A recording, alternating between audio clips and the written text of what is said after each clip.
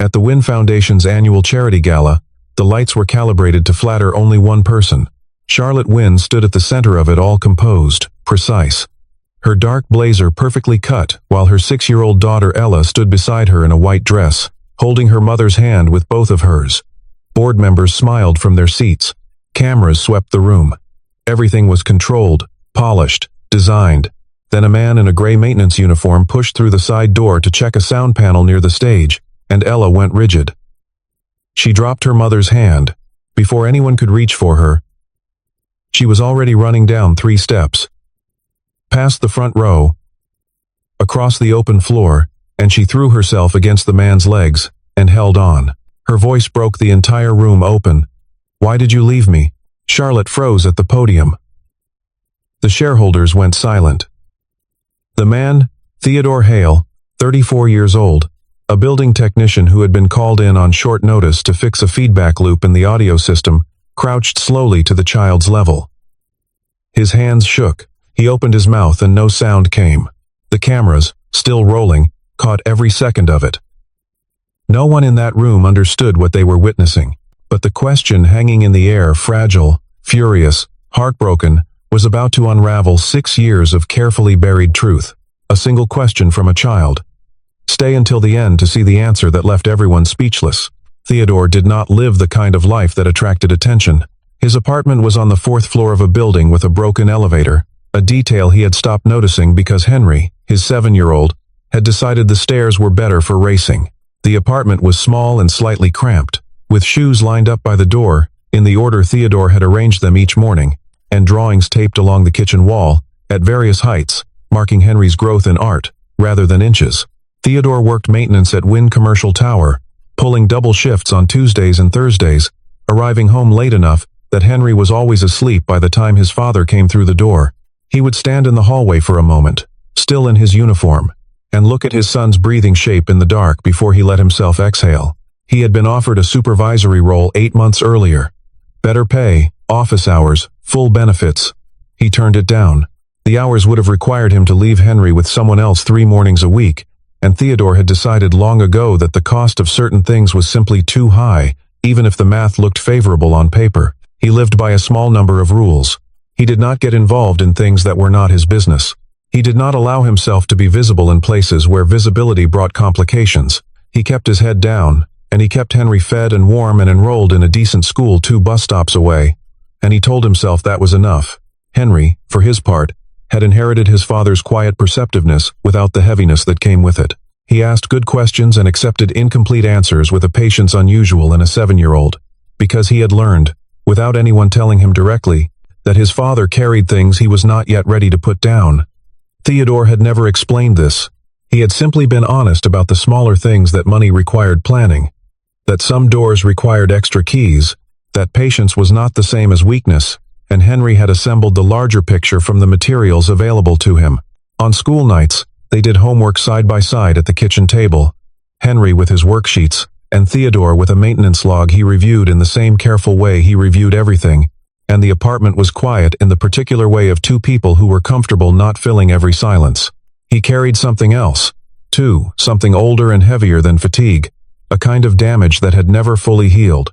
It surfaced in the moments before sleep, when the silence became too complete. He had learned not to examine it too closely. He had learned that some wounds were best managed by not touching them. When the internal message arrived that evening, CEO requests your presence immediately following the event. HR will direct you. Theodore sat very still at the table where Henry was doing homework and breathed in slowly through his nose. Henry looked up. "Dad? You okay?" "Yes," Theodore said, and it was not entirely a lie. It was just that the thing he had been afraid of for 6 years had finally walked through the door. And he needed a moment to decide how he intended to meet it. The room they brought him to was not a conference room in the traditional sense. It was the smaller executive suite on the 42nd floor, all glass and recessed lighting, with a view of the city that people paid fortunes to see. Theodore sat in a chair and did not look at the view. Charlotte Wynn entered 2 minutes later, and did not sit. She placed both hands flat on the table across from him, and looked at him the way she looked at financial disclosures she suspected had been falsified with precision and no warmth whatsoever. "How long have you been working in this building?" she asked. 14 months, Theodore answered. Did you know Ella would be at tonight's event? No. Did you approach her? She ran to me. Charlotte let out a short breath. My daughter does not run to strangers. I know, Theodore said, which means I'm not a stranger to her. That was the moment the room shifted. Charlotte had prepared herself for denial, or for some performance of confusion.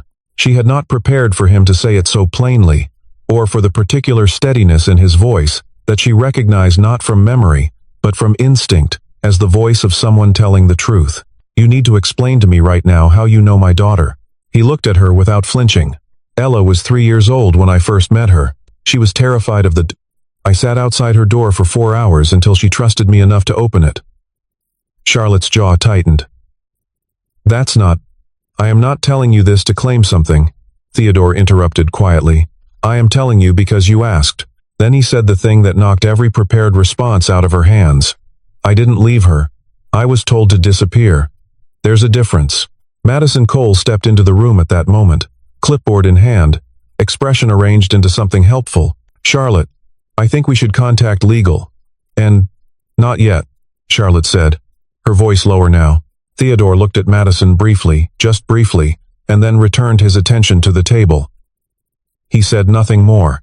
Before Charlotte finally stood to leave, she turned back at the door. Do not discuss this with anyone. I never have, Theodore said. And that, too, had the texture of something true. Charlotte ordered a background check before she slept. Christopher Lane, the company's general counsel, had it compiled by morning. What it contained was unremarkable. A clean record. A brief employment history at 2 other facilities management companies. A single lease agreement. 1 bank account with a balance that told the story of a man who worked hard and saved carefully and spent almost nothing on himself. There were no large deposits. No unexplained transfers. Nothing that resembled a payout. Charlotte had asked the question specifically because the version of events she had been given 6 years ago by Madison, and corroborated in what she assumed was her father's silence, was that Theodore Hale had accepted a sum of money and left quietly, which was how the Wynn family handled complications. But the money was not there. Christopher flagged it in his notes. No corresponding outgoing transaction was found in any reviewed period. Separately, he had pulled the internal personnel file. A section of it had been deleted, not redacted deleted, which was a different thing, and irregular. Abigail Frost had been Ella's nanny during those years. She now lived in a quiet house outside the city, and she answered the door looking like someone who had been waiting for a particular knock for a long time, and was not entirely surprised it had finally arrived. She would not speak at first. She referenced the non-disclosure agreement without naming it directly. But Charlotte told her that Ella had recognized Theodore at the Gala, had held on to him and asked why he had left, and Abigail sat down on the nearest chair and pressed her hand to her mouth. After a long moment, she said, I warned them. I said that little girl was going to carry this. She told Charlotte what she knew. Theodore had not decided to leave. He had been summoned by Edward Wynn the night before he disappeared.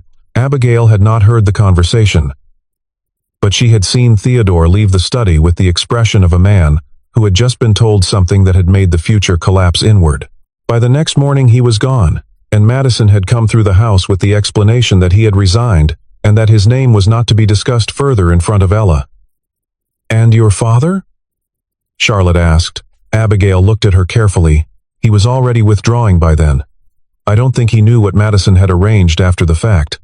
But what he asked Theodore to do that was your father's decision. That evening, Theodore sat up past midnight with a cold cup of coffee, and Henry's drawings spread across the table. He had not been fired yet, which surprised him slightly. He had spent years building a life that required no one powerful to leave him alone, and now that particular arrangement had collapsed in a single evening, and he did not know what came next. He only knew that Ella had remembered him, and that the sound of her voice in that ballroom had cracked something open in his chest that he had been holding shut for a very long time. Charlotte drove herself to Theodore's apartment on a Thursday evening, which meant she had canceled 2 meetings and instructed her assistant to reroute her schedule without explanation. She stood in the hallway outside his door for nearly a full minute before she knocked. Theodore opened the door in his work clothes, a dish towel over one shoulder, and for a moment, neither of them said anything. He stepped aside to let her in. She noticed, in the way that Charlotte Wynne noticed most things, the precision of the small space, the shoes by the door, the drawings on the wall, the bowl of fruit on the counter that was nearly empty and had not been replaced yet, the evidence of a man living within his means with considerable care and no self-pity. Henry was at the kitchen table finishing something for school. He looked up at Charlotte with uncomplicated curiosity. "Hi," he said. "Hi," Charlotte said back, and something about the exchange made her throat tighten in a way she didn't expect. Theodore told Henry to finish in his room, which Henry did without argument, which told Charlotte more about how this household operated than any file could have. They sat at the kitchen table, and Theodore told her what had happened. He did not perform it. He told it the way you tell a thing you have rehearsed 1,000 times in your own head, not for an audience but simply to survive carrying it. He had known that Ella's attachment to him had grown beyond what his role allowed. He had not manufactured it, he had simply been present in a way that the other adults in her life, at that particular moment, were not. He came prepared to be told to maintain better professional distance. Instead, Edward told him that Charlotte was in the middle of a board transition, that rivals within the family's own investment circle were looking for any angle to destabilize her authority, and that a sentimental attachment between a wealthy heir's child and a working-class technician was the kind of story that could be made into something damaging by the right person at the right time. He was not cruel about it. He told Theodore that the cleanest solution was a clean exit, and that Ella was young enough to recover quickly, children always did, he said, and that Theodore would be given a reasonable sum for his trouble. Theodore had declined the money. He had asked instead whether it was truly necessary for him to go without a word to Ella, and Edward had said yes, it was necessary, because any goodbye would create more questions. Theodore had believed him. He had left. He had spent the years since wondering whether Ella had forgotten him, because the alternative that she had not was something he could not think about directly. Charlotte did not say anything for a long time when he finished. She sat with both hands around the cup of tea he had made her without asking, which had gone cold. Then, very quietly, she said, "She didn't recover quickly. She had 18 months of sleep disruption and anxiety episodes. Her therapist traced most of it to an experience of sudden, unexplained loss." Theodore closed his eyes briefly. "I didn't know," he said. "I know you didn't," Charlotte said, and then she cried, not dramatically, not in a way that asked for comfort, but in the way of someone who has been holding a misattributed grief for a long time and has finally located its real shape. She cried because she had spent years believing a version of events that had made Theodore into an absence she could be angry at. And now the anger had nowhere to go, and what was left underneath it was just the original wound, still open. The crisis arrived without warning, as crises in the Wynne Corporation had a tendency to do. Details of a pending acquisition had been leaked to a competing firm before the announcement window. Share price dropped sharply over 48 hours. The financial press began running parallel stories about the charity gala incident. A photograph of Ella holding Theodore's legs had emerged from someone's phone, and the framing being applied to it was the kind of framing that Madison had apparently been quietly facilitating since the night of the event. The language appearing in briefings and anonymous source quotes consistently described Theodore as a person of unclear background who had developed an inappropriate fixation on the Wynne family. Charlotte saw the shape of it and recognized the architecture. She had grown up watching her father manage narratives. She knew when a story was being built with specific lumber. Charlotte kept her expression even in every board call, every press briefing, every internal session where the word Theodore was now being spoken with the careful neutrality people apply to things they assume are radioactive. She did not correct the framing directly because she did not yet have the documentation to counter it cleanly, and she had learned that defending a person before you can prove your case only deepens the suspicion. She collected what she had, and waited. In the meantime, she managed the acquisition fallout, and authorized Christopher to trace the leak, and she fielded a dinner invitation from 2 board members who wanted to discuss the optics of the recent developments and declined it without explanation. Ella, who was perceptive in the way that children who have spent significant time among stressed adults often become, overheard 2 members of the communications team arguing outside her mother's office about whether the technician situation was a liability. She did not understand all of it.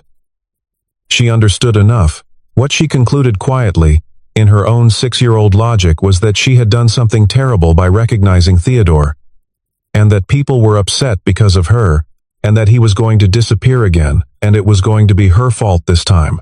She slipped out during a staff rotation gap on a rainy Wednesday afternoon. The security team ran a sweep within 4 minutes of the alert. They checked the lobby, the atrium garden, the parking structure. Theodore was still in the building, doing a maintenance check on the east wing. When Charlotte came to him with her composure completely gone, for the first time since he had known her, and he had known her twice now, across 6 years, and this was the first time he was seeing her afraid, she told him Ella was gone. He did not waste time on reassurance. He thought for 3 seconds and then said, "The property on the north end of your father's estate, the guest, Annex, 3rd room on the ground floor. There's a window seat with cushions that face east." Charlotte stared at him. "How do you?" "Because that's where I used to sit with her when the main house felt too loud," he said. "When children are frightened and they feel responsible, they go back to the safest place they remember." That room was where she felt safest. They drove there together. The door to the annex was unlocked. Maintenance staff still held access. In the 3rd ground floor room, behind a curtain that had not been drawn in years, Ella was curled on the window seat with a small battery-operated nightlight she had apparently carried from somewhere, the glow of it illuminating her knees and her tear-streaked face. She did not look up when Charlotte stepped in. She did not look up when the security officer appeared in the doorway. She looked up only when Theodore sat down on the floor several feet away and said, in the same unhurried voice he had used outside a dark room 6 years before, "You're not in trouble. Nothing that happened is your fault. You can take as long as you need." Ella stared at him for a long moment. Then she climbed off the window seat and walked over and sat down next to him on the floor. "Last time," she said, "you went away and didn't tell me." "I know," he said. "That was a mistake by the grown-ups." She leaned her head against his arm. "Is it going to happen again?" He didn't answer immediately. Charlotte, standing in the doorway, watched him and did not interrupt. He said, "Finally, not without telling you first. That I can promise." Charlotte stood very still and felt something in her that had been braced for years begin, slowly, to let go. What Christopher Lane found was not subtle once he knew to look for it. The information leak in the acquisition deal traced back to a forwarded email chain that had passed through Madison Cole's external accounts. The internal report that had been used to justify Theodore's abrupt departure 6 years ago, the one framing his presence as a reputational risk, had been authored by Madison and presented to Edward Wynne as an external, legal assessment, which it was not. The gaps in Theodore's personnel file were consistent with a deliberate deletion performed by someone with senior administrative access. Abigail Frost agreed to provide a formal written account once the non-disclosure agreement was reviewed and found to be unenforceable in this context. Edward Wynne arrived in person, moving slowly, using a cane he had apparently acquired in the last year. He sat across from Charlotte in the family's private conference room and looked like a man who had been building toward an apology for a long time and was not sure it would be sufficient. It was not sufficient. But Charlotte let him give it. He said that he had believed he was protecting her. He said that Madison had framed the situation in terms of board politics and vulnerability windows, and that he had acted on that framing without asking Theodore a single question directly. He said that the worst decision of his life had not been a business decision. Charlotte listened until he was finished and then said, quietly, "Ella thought she was abandoned. Twice. That's what your protection cost." He did not argue. He had not come to argue. At the emergency board session 2 days later, Madison arrived prepared with a counter-narrative in which the information leak was attributed to a gap in the IT security structure, and Theodore's connection to the Wynne family was presented as a targeted soft influence operation. It was a skilled performance. Charlotte let her finish. Then she laid out, systematically and without visible emotion, the email records, the authored report, the personnel file irregularities, the timeline of Abigail Frost's account, and her father's formal acknowledgement. She did not raise her voice once. Madison was suspended pending investigation before the session was closed.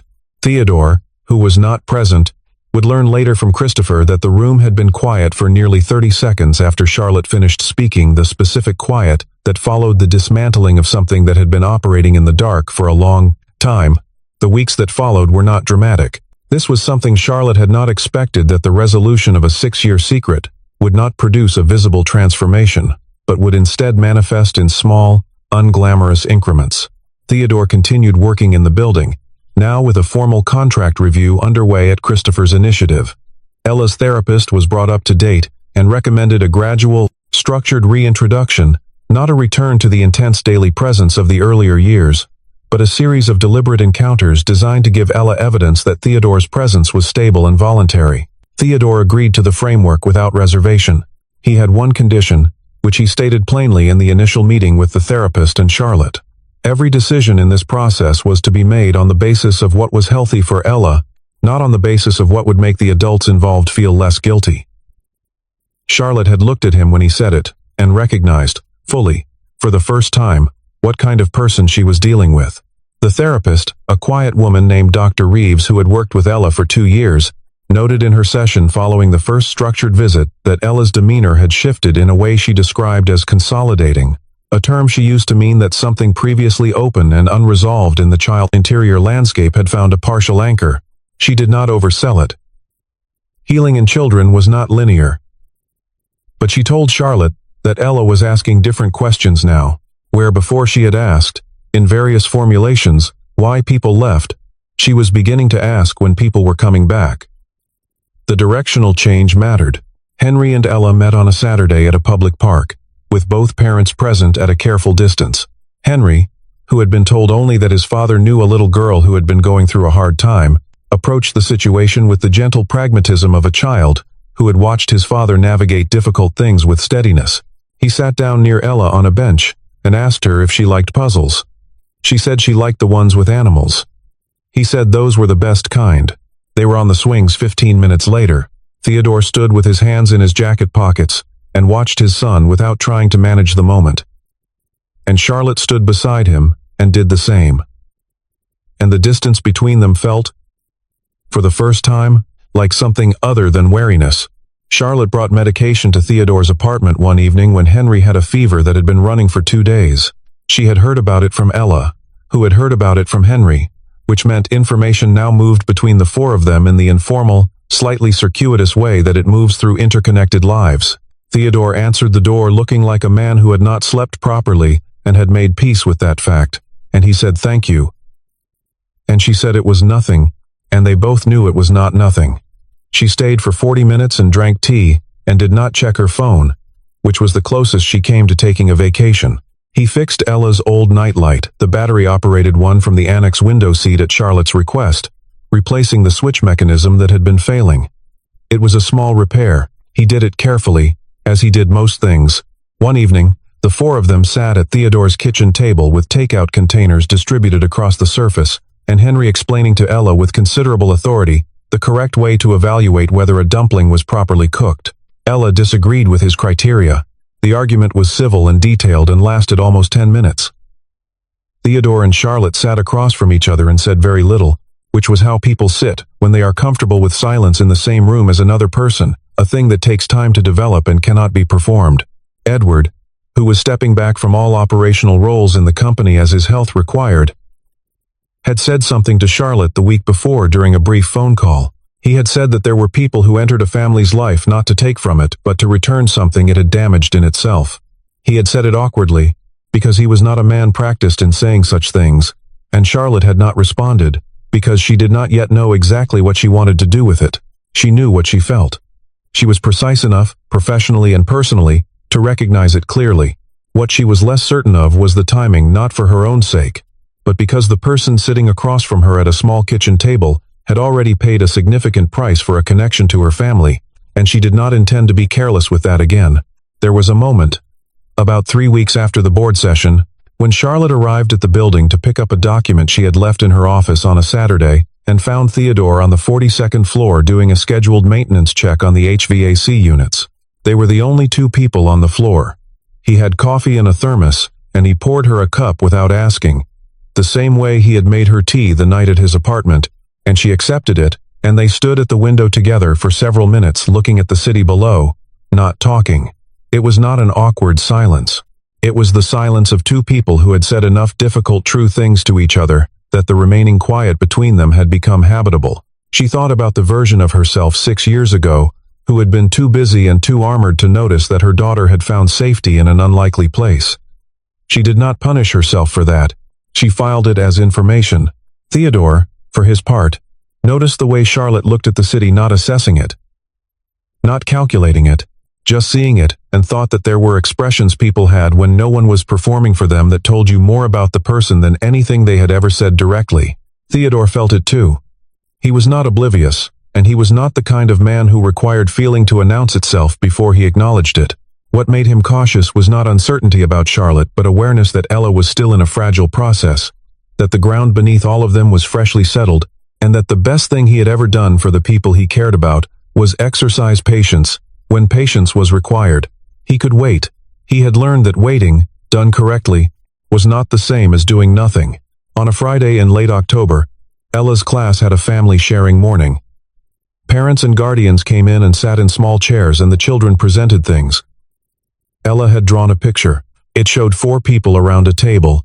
The style was unmistakably 6-year-old slightly sideways figures, hands like small suns, but the intention was clear. 2 adults, 2 children, a table with food on it. Her teacher asked her to say something about the picture. Ella looked at Theodore, who was sitting in one of the small chairs in the second row beside Charlotte, and she was quiet for a moment. Then she asked, in the soft voice she used when she was asking something that mattered, "Why did you leave me?" The room stilled. Theodore got down from the chair and knelt on the classroom floor, which was covered in a faded alphabet rug, and he looked at Ella directly. "Because the grown-ups around you were trying to do something they thought was right," he said, keeping his voice level and clear. "And they were wrong, and I'm sorry I didn't fight harder to stay in touch with you. You deserved better than that." Ella processed this. "So you didn't want to leave?" "No," he said. "I never wanted to leave." She was quiet again for a moment. "Are you going to leave now?" He glanced at Charlotte. Charlotte looked back at him, not directing him, not signaling, not performing. She was simply there, watching, present. "Not without telling you first," Theodore said. "I meant what I said." Ella nodded once, like someone confirming a fact she had suspected but needed confirmed. Then she put her arms around his neck and held on, and he held on back, and the classroom was very quiet. Charlotte stood a few steps behind them, and let the tears come without trying to manage them, which was something she was still learning to do. She was not, she had decided, a person who would organize this into a category before it was ready to be categorized. What she knew was that the 4 of them had a dinner planned for Sunday at Theodore's apartment, and that Henry had promised to teach Ella a card game he claimed to have invented, and that she had looked forward to it more than she had looked forward to anything in a long time. That evening, after the children were settled, and the apartment was quiet, and Theodore walked Charlotte to the door, he said, "Sunday." And she said, "Sunday." Neither of them said anything more. The distance between them, still present, had become the kind of distance that 2 careful people maintain, not because they are uncertain, but because they are certain enough to take their time. On Sunday, Ella reached for her mother's hand, and for Theodore's at the same time, holding both as they walked up the 4 flights of stairs together, the elevator still broken, no one having complained about it yet. Henry was already inside, laying cards out on the table. Charlotte looked at Theodore in the stairwell light, and thought about the question that had started everything: fragile, furious, heartbroken, asked by a child who had not yet learned that the adults responsible for her would fail her, and she thought about how it had not been a question of accusation, but a question of hope. Ella had not asked it to wound. She had asked it because she still believed, even after everything, that there was an answer that would make the leaving make sense. And there was. It had taken 6 years and a charity gala, and a rain-soaked Wednesday afternoon in an empty annex, and a long series of small honest acts to arrive at it. But it was there. Sometimes the most painful question a child can ask is not an indictment. It is an open door for every adult who failed to tell the truth to walk back through and finally get it right.